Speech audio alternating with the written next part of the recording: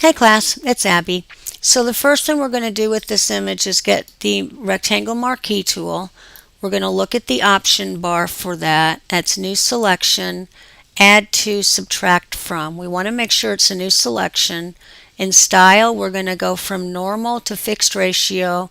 Width is 7 and the height is 5. I'm going to select and drag, and it's going to keep it constrained to those sizes. I'm going to come up next to the tower here, and then I'm going to go to image crop. Now the image is 5 by 7. I'm going to hit Command D to get rid of the marching ants, and now I'm going to go to select color range. And what I'm doing is I'm selecting just the white, okay? So right now I'm going to say okay, and here's my selected area. So we have a little bit of a problem because a lot of things are selected that shouldn't be. It's quite simple to fix it. You get the lasso tool and then just hold the option key on a Windows or the Alt option on a Mac and just go around like this. Now that was subtract from. It's interesting. Sometimes you have to go back and forth between the two. That was add. And interestingly enough, it's an add instead of subtract. Right here, I'm going to try to get this all selected. So I'm holding the shift key to add, and now it wants me to hold the option key to subtract. So sometimes it works backwards, which can be a little frustrating. Now we could clean this up in here. I'm going to go to add and come up close to that edge. See? So we just walk around and do this everywhere that we see extra marching ants. Now I have it on add. I need to put it on subtract to get this big one. I need to put it on subtract to get all of these. And then so you're just going to go through and you're going to clean all of these up. So remember, Alt or Option is subtract and Shift is add. We're just going to kind of pretend that I have it all cleaned up because I want to sort of move in now to the next part of the assignment. So what I'm going to do is I'm in my image area. Here's my little box with my windows, my panels that I like to keep open that I found from going to Window and selected those. So I'm going to go into my layer panel, and when you open an image it's always going to be locked, and I'm going to go ahead and just select the lock to unlock it.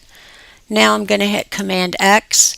Now I did get rid of a little bit too much, so you guys are going to have to really pay attention to what you're cleaning up.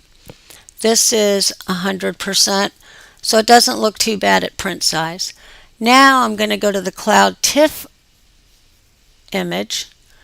I'm going to unlock it by hitting that lock.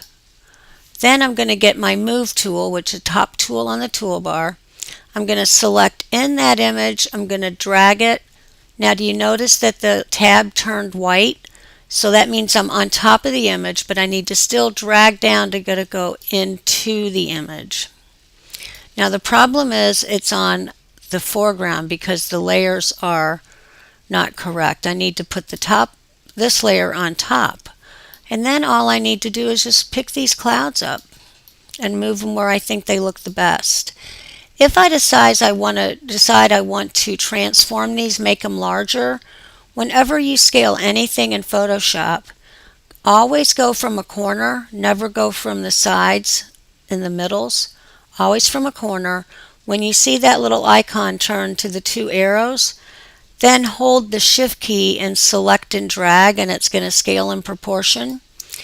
If you don't, look how messed up it's going to make the sky look.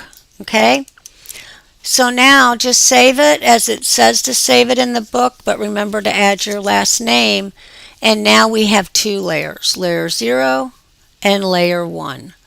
So I'm going to apply that transformation.